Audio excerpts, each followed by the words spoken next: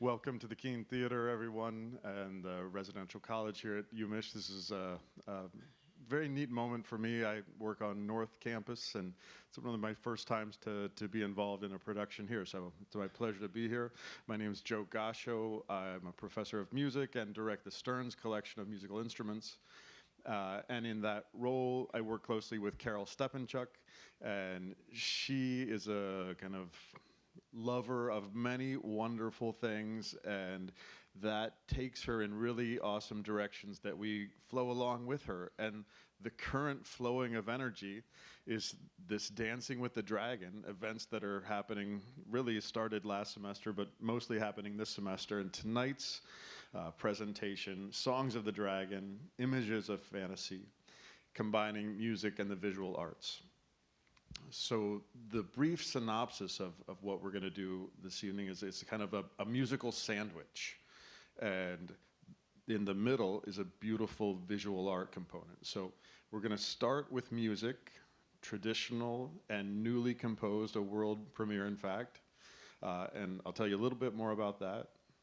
Then we'll have a presentation with images of visual art. And then the final part will, in a certain way, combine those.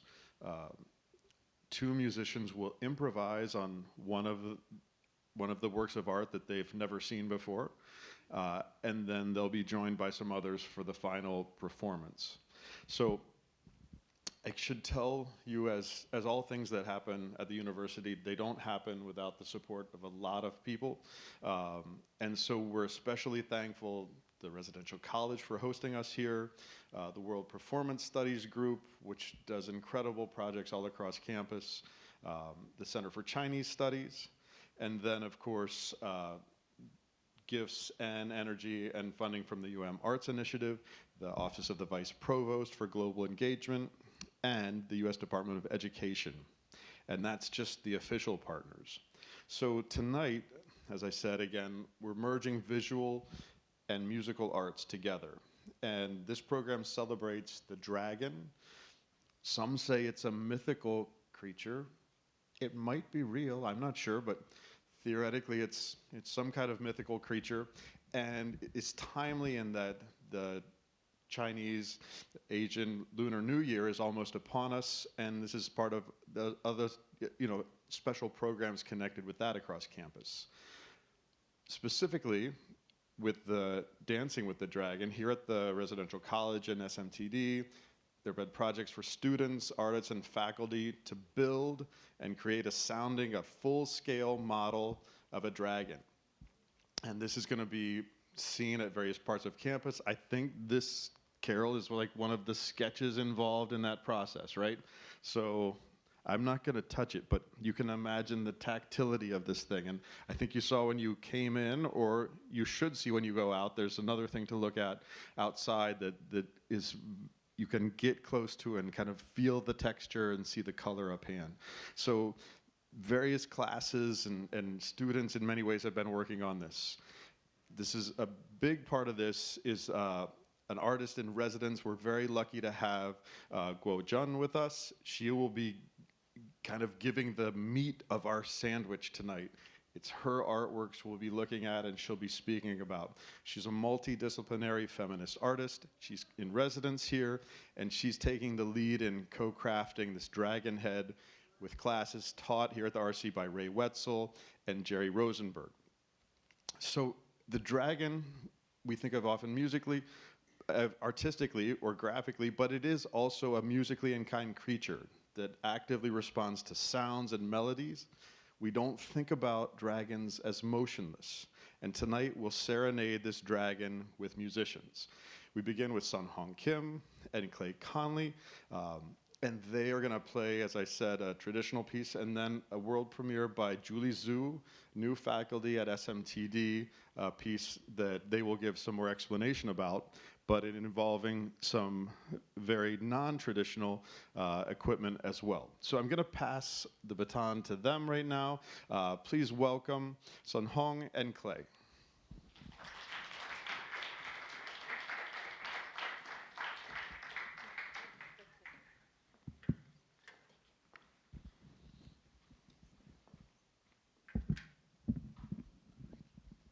Hi, everyone. I prepared a speech for this presentation. Thank you so much for a wonderful introduction, Professor Gasho. Um, so I'm very honored to have the opportunity to present two pieces of Piri, both inspired by the theme of the dragon. And I'd like to extend my gratitude to the Lieberthal-Rogel Center for Chinese Studies and the Stern's collection of musical instruments for their invitation to this event. In pre-modern Korean history, the dragon has represented power, authority, and sovereignty of monarchy. This mystical creature reminds us of images of intimation and fear, but it also carries a deep sense of dignity and majesty. The dragon has always symbolized awe or respect for its mystical imagined power. So the first piece I will present today is a court ceremonial piece. It is a new composition during the reign of King Sejong in 15th century. So this is actually a traditional piece, not really new composition. It is called Yeominnak, meaning enjoyment with people.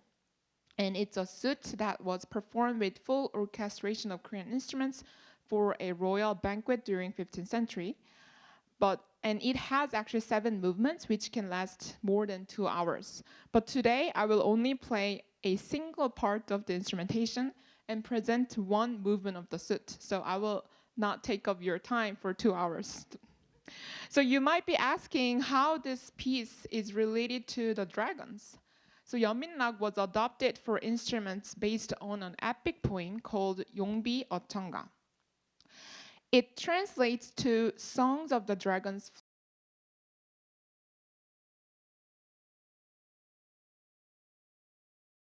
lineage family who successfully mobilized military cooperation to take control of the state. So because of this, the song illustrates the specific signs, portents, and ancestral deeds that justify exactly why Lee Seong-ge, the first king of the Joseon dynasty, needed to rule as the new king and authority. Ultimately, it tells the story of his eventual accession to the throne. This epic poem was officially published in 1445, and it was later reprinted using Old Korean words alongside Sino-Korean characters. So the inclusion of the Old Korean words made it the earliest existing book, which is nominated as a national treasure in South Korea. So this work contains 10 volumes and 125 verses. Among these pieces, I will present only the first 9 verses to show the symbol of the dragons in this story. The English translation used here is quoted from David Mecken's monograph on early Korean literature. So with this backstory in mind, I began to think, how does this dragon symbolism relate to the way I play Piri? It is not just the fact the first song that I will present is connected to the historical imagination of the dragon regarding the Joseon dynasty, but as a performer, this theme resonates with my own journey spanning more than 15 years of playing.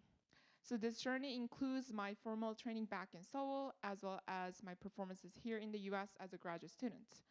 To me, breathing life into this bamboo instrument feels like bringing that dragon's energy to life. I have to use intense breath to blow into the wide, thin double reed and make that bamboo tube reverberate. That physical effort is how I imagine channeling the same strength and authority that dragon represents. Often, audiences are surprised by the directness of the sound and resonance of the Piri's acoustic sound, especially since you would not expect such powerful and commanding sound from an instrument of this small size. So in the first piece, you will hear the powerful resonance of Piri, which I hope will help you imagine the strength and authority that dragons have represented throughout Asia. As you listen, I invite you to focus on the contrast between strong and soft moments and to notice how the music moves from the lower to the higher register. The piece begins in a lower register, almost as if the dragon is preparing to take flight, like a servant gathering its energy. As the music progresses, it rises to the upper register, suggesting the image of dragons soaring into the sky. While you listen, I hope you will reflect on how strength can be developed and expressed through the acoustic sound of the piri. Please note the poem projected on the screen, and these lyrics can help enhance your understanding of the dragon's power and authority.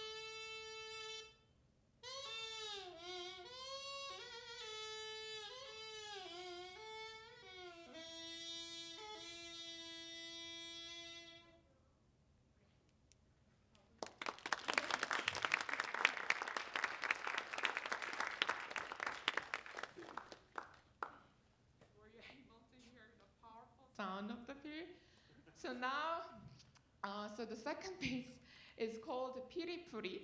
This is the result of a collaboration with composer Julie Zhu.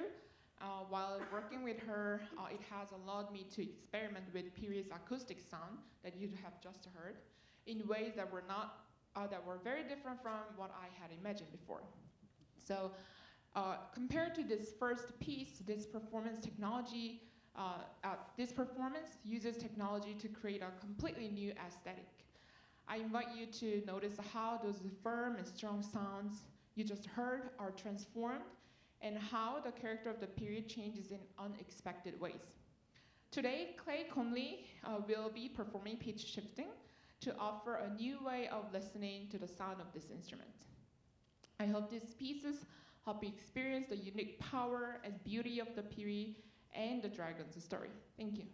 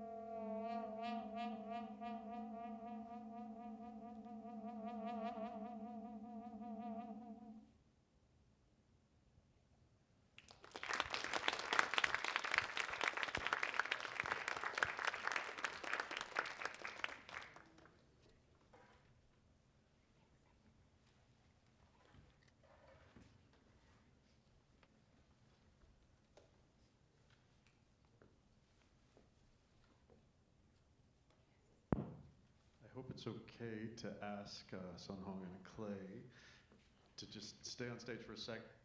And I think it's such an interesting experience. I'd hate for us to have to wait to the end to do some questions and answers. So I'd be happy.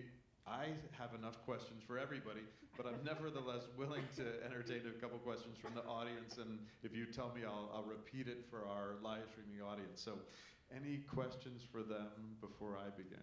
Yes, great, awesome.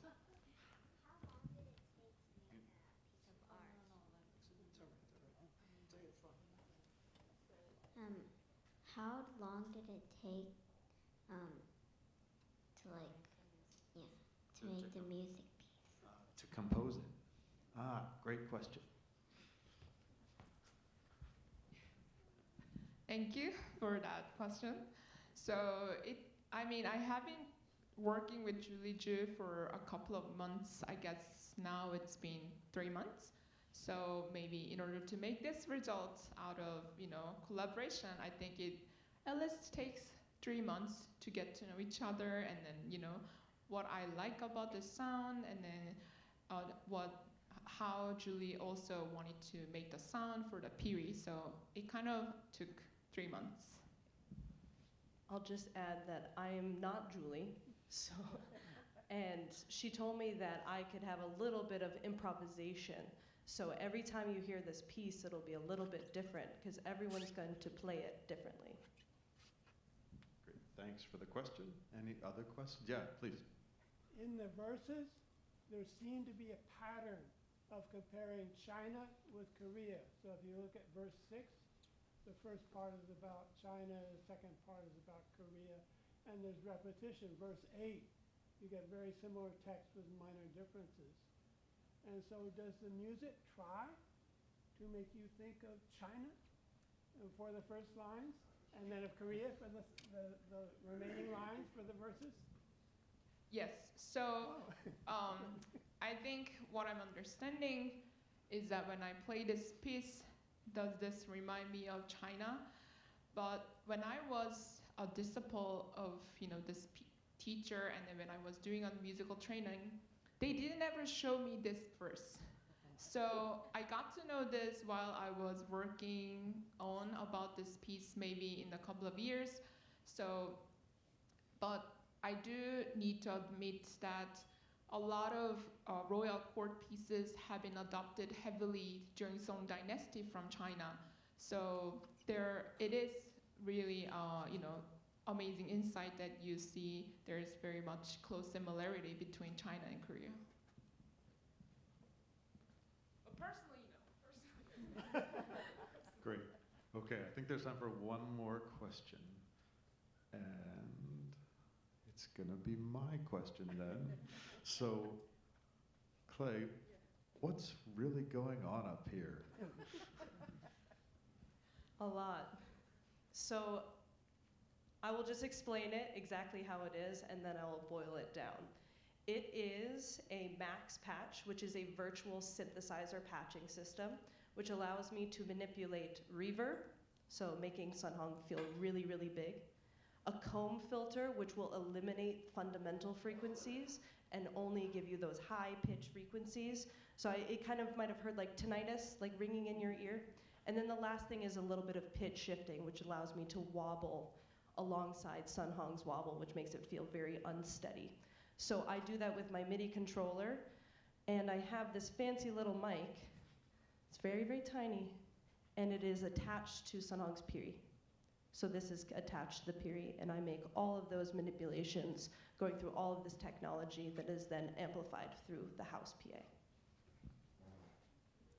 Thank you very much. Thanks for a great performance, and appreciate it very much.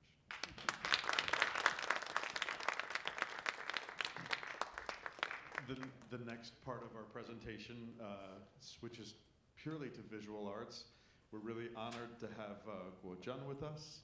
She was born in Shandong Province, China. She experienced the Cultural Revolution during her teens. She graduated from the Chinese painting department of the China Academy of Art in 1982 and was hired there to teach in that department. She's one of the earliest explorers of ink art after the reform and opening up of China. She emigrated to the United States in 1986 and established her own studio in New York City in 1988. She has participated in many international exhibits and has been committed to the research and exploration of contemporary feminist art. Auction houses and museums and collections across the world feature her works, and she still lives in New York, but we're very lucky to have her in Ann Arbor tonight. So please join me in welcoming Guo Zheng.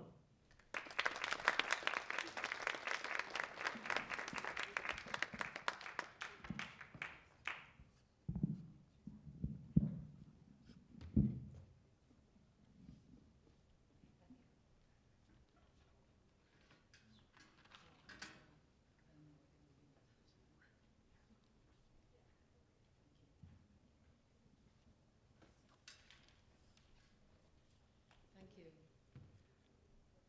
First, I want to thank the Residential College, World Performance Studies, Lieberthal-Rogel Center of Chinese Study invited me here to share some the Dancing with the Dragon 2026 project activities tonight. My name is Zhen Guo. I'm a short-term residential artist here. I'm here most is to create a dragon head for the Dancing with the Dragon 2026 project. Before I'm doing that, and I would like to share some of my artworks to extend tonight the dragon spirit. So, doing the video first.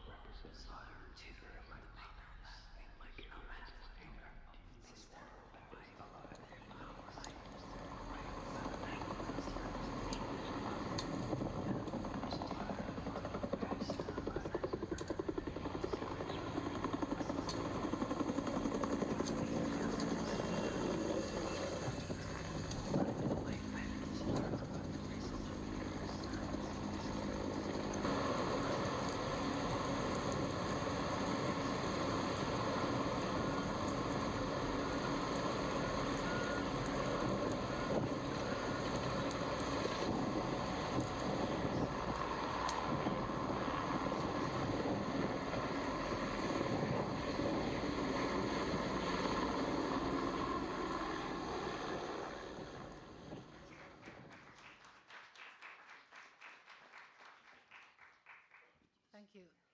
That's called a muted landscape. Muted doesn't mean there's no sound. It means that they have sound, but we didn't hear them. The sound become mute. That's because, you know, if you don't pay attention, any sound you can't hear. That's my ink art. This is some kind of the feminist art that I have been doing for years. This is called mother or motherhood. This is punch bags with the breast on top. This I think is, you know, this also made in paper mache, but many different colors for breast representing different women. This is Kali. Kali is goddesses from Hindu religion. I have been doing, I think this is very good feminist example representing female power. This is tufting work, like wall hanging. So this is called Kali among us. Is Kali is a spirit. You know, is we are modern women. We all have Kali's ability. Okay, let's do the dragon. Have you feel any dragon spirit in this room yet? So they might just walk around or fly around right next to you. Dragon is a very popular kind of mythology.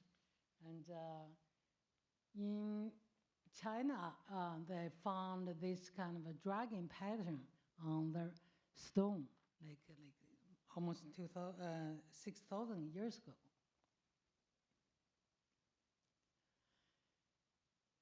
Dragon pattern is very sophisticated for a long time. In China history, we use dragon pattern like very popular, because the reason people like to use dragon because they have very, very good meaning with it. They can bring fortune, they can bring happiness, they also can bring power, they can fix the weather, so including the very top level, the person, emperor, they like to use dragon decorate their clothing.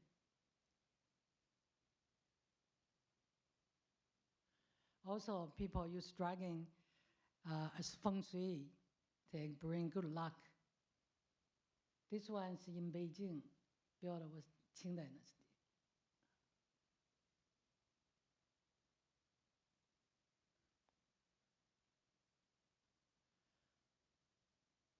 Now, mostly the dragon spirits in the how do you say, in the folk art. In this, people also use the dragon as a fortune example, like this kind of dragon boat. And they put in the, they not only do it, and they also paint it. And they also use dragon image, do all kind of folk art. This is a paper card. Especially in the New Year or some holidays, they will put on the window, on the glass, you can see. Dragon has different from Western and Eastern. So Western dragon often has wings, and they with fire. So always do damages. But Eastern dragon, they mostly bring happiness, more bring fortune and good luck. Now, I found this is the first dragon postage developed in China, was in the 19th century. Also, dragon image attract artists to paint it.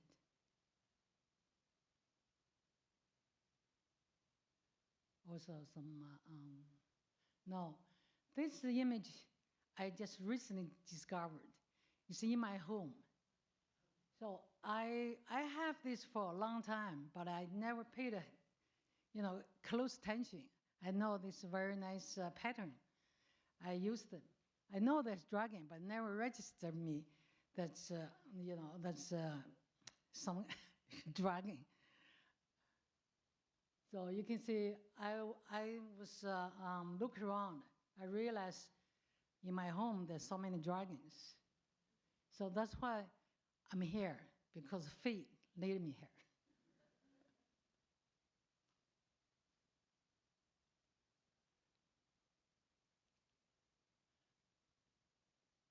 How do you play this? This is supposed to be video. Oh. No?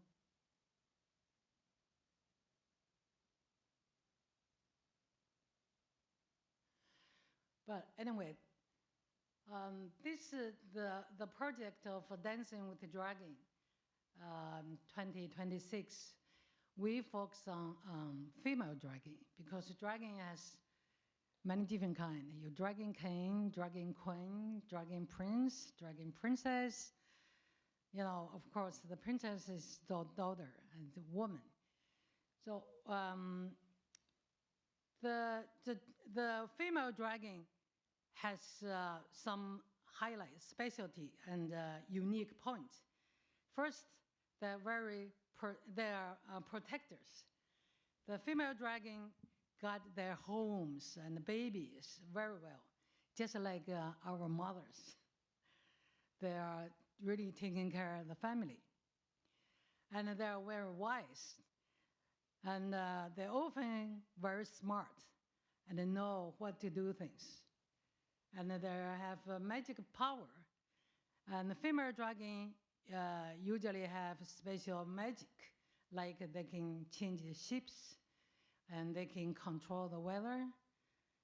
And in the folk tales, usually when the year dry, the people pray a dragon to let them rain. But mostly it's a female dragon to do that job.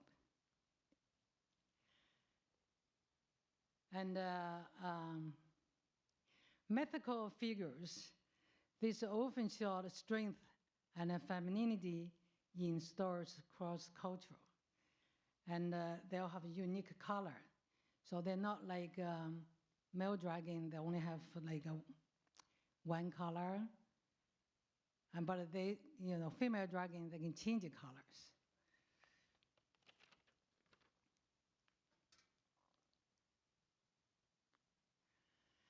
In Chinese tales, there's so many female dragon girls story, mostly connect with love. So they always find the one they like. It's not like the parents pointing on one, they have to get married. They often find the one they like it. If they find one, the person not really like them, they will kidnap them. So insist that they want to have the one they wanted. So, but I think now you might have a question. You will ask why this dancing with the dragon and has to be a female dragon. So the best answer I can give to you, because not everybody knows female dragon. Not people, they don't accept there's a female dragon. Also, also, just like they don't think that woman has the power, smart, and they can do the things, and the main things they cannot do. But in this time, we can see lots of women can do the things that men can do too. So that's why I think it's best answer for this year was female dragon. Okay, I can take questions.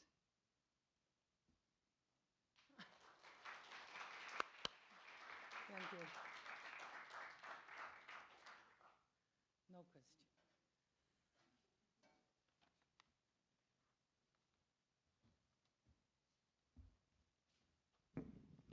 Thank you so much.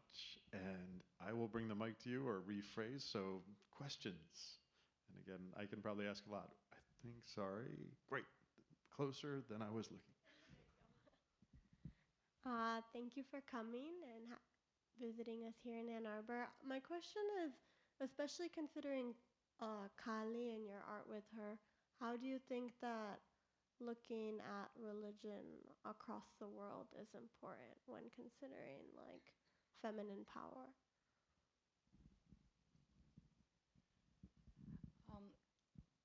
That's a very good question. I don't really know Kali before, but since I studied feminism, so I also studied also some artists, feminist artists. In Judy Chicago's Last Supper, there's 39 plates representing 39 different female, this fearless woman. It's only one from Asia, that's Kali. So that led me to study more, get more interested. So I find Kali is very good example to representing women in Asia. First, according to the book, she's ugly. But according to patriarchal society, powerful women, they're all ugly. They call women kind of men. Also men kind of woman. Anyway, they said that she's very dark skinned. She liked to be excited. And every time she got angry, because when she kills demons, devils, and she'll suck their blood, because their blood, every drip of blood on earth can immediately have thousand demons. Therefore, her tongue also stick out. That's, to me, is her specialty. Also, that kind of the image really make people pay attention, and I think that's very beautiful image that representing us. Thank you. Another question. Great.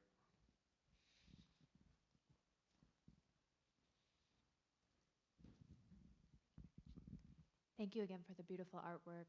I wonder how, and I'd love you to share your cultural upbringing in China. How did that either help propel your feminist work, or how did it hinder that as you were navigating that world?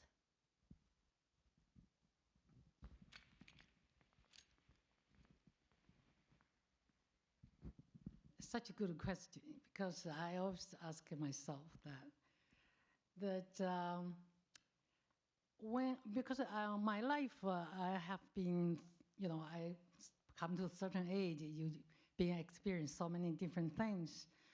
Come to this point, I realize that woman, if you lose yourself, you become object. You're not subject anymore. Therefore, be a subject, be yourself, is very, very important. Therefore, I choose to be a feminist artist. So I want to get the voice out. I want to, involve more artists, either here or in China, mostly in China. Every time I go back to China, I'll try to gather people to have shows, to have talk. But very often I get rejected. People would say that I'm not a woman artist, even she's a woman, she's a girl. She said, I'm an artist. Which is that you are very right, because if there's no difference, you know, everybody is equal. We all artists. We don't have to mention well, woman artists, you know, and different kind of artists, because there's no difference. But in the real world right now, there's much big difference. Therefore, if you don't say I'm a woman artist, nobody pay attention. You just like suicidal. Nobody, because you want. That happens to most women artists. Through art history, especially Chinese art history, there's no female artist in the history, in the painting or intellectual kind of. Only very few that they cannot avoid it. The thing is, right now, even in Western countries, civilization much more developed, but it still has women's issue. There are still artists or even organizations that avoiding feminist art. Like I tried to organize this art show involved with domestic violence survivors, because there, you know, they can use their art to show their emotion, to say what they want to say. I already have the artwork.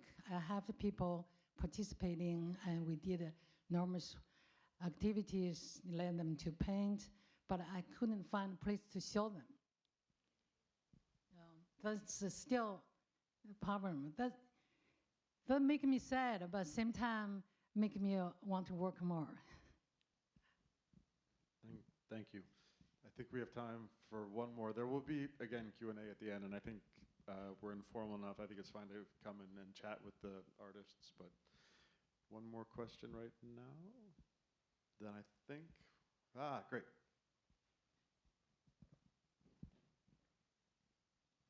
Hi, I'm hoping to ask for the start of the video. I saw you write some, maybe not you, on the start of the video, there's someone like writing some characters. I'm wondering like what exactly those characters are and what are their meanings, like what do they stand for in Chinese?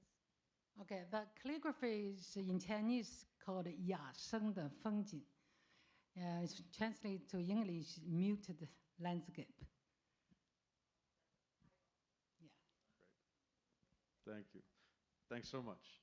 So I'm going to transition to the next part, which is a bit of synthesis, and I think, I'm going to maybe consult for one sec, kind of in front of all of you, with Carol, who's again kind of masterminded this, and I think so. Xiaodong Wei teaches here at the RC, amazing musician, and we enjoy playing together a lot.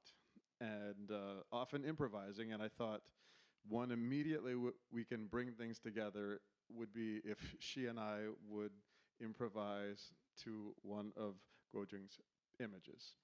But it wouldn't really be improvising if we knew what it was ahead of time. So Carol has chosen something for us, and I think it's about to, they shouldn't come up yet. Maybe Xiaodong, can you come to the stage so everyone can welcome you? So please welcome Xiaodong. Thank you so much. So I'm going to grab my iPad so I'm ready for the next piece. And then maybe do we need to tune a little bit? Are we okay? We're okay. So then maybe we'll gather over there. And then at the right moment, the image will appear and we'll make some music. Does that sound good? All right.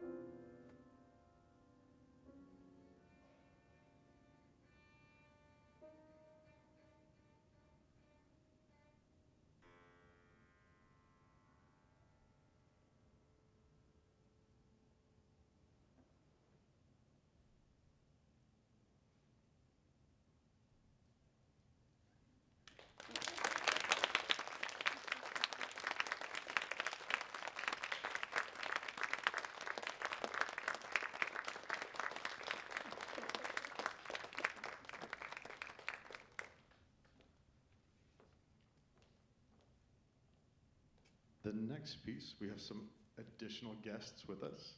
I think you can introduce them. Maybe we'll set up and tell us a little bit about the piece we're going to play. And we're going to also bring Sunhong back to kind of bookend the whole thing. But I'm going to let Xiaodong say a little bit about that while we get set up. Okay, good evening. So dragons, something about dragon, and then I happen to have a dragon dress. I said, this is perfect. And when I was looking for the piece with the dragon on the title, guess what? There's not many pieces with dragon. I think it's because sometimes it's too powerful. You know, like the dragon dress, like the long pao, like the umpire can wear. The ordinary people not supposed to wear them, or the power is too big, they'll bring you down. So, so then I suddenly realized there's a movie called Crouching Tiger, Hidden Dragon, and it happened to be I'll be playing that piece with the Michigan Philharmonic in April 24th. I said, this is perfect. So this is the erhu concerto, Mr. Tan Dun, the composer, arranged for, but we're just going to play a little part of it, and then we mash them together in order too. So, and then we'll have Xiaoyuan Wang and then Shuangdi Zhang join us on the percussions.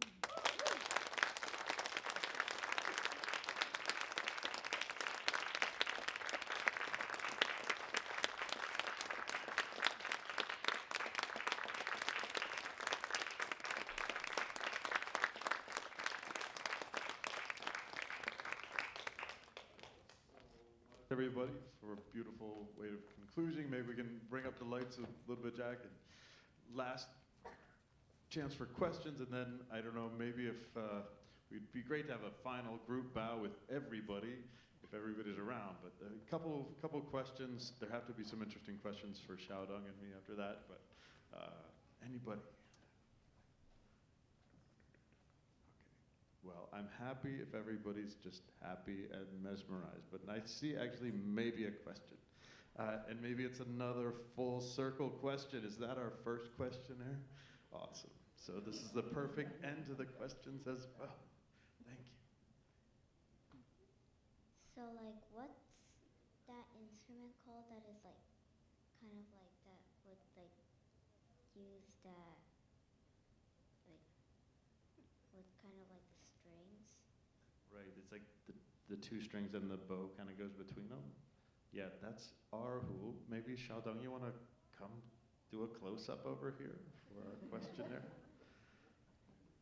She can tell you about this better than I can. The bow is tracked in between the two strings, so we play, we call inside and outside. It's common, erhu, E-R-H-U, two strings. So they also call it Chinese violin. Yeah. You see that white dust there? Sometimes it gets so hot that it catches fire and it's ashes. I'm actually kidding, but it kind of looks like there was a fire because it was so hot and amazing, right? The dragon spirit, thank you. Fantastic. Well, maybe everybody could come on stage and we could have a final bow together with everybody. Is Clay around? Carol, you want to join us for the final bow? That'd be great. Good idea, Carol. Thank you, because the energy and spirit you added to the spirit of this dragon is amazing. Yeah. The tradition and innovation that happened tonight on stage is awesome. So thank you. And it wouldn't have happened without Carol, who was the brainstorm of all of us. So let's give a hand to Carol as well. She'll come join us on stage. So let's take a photo together.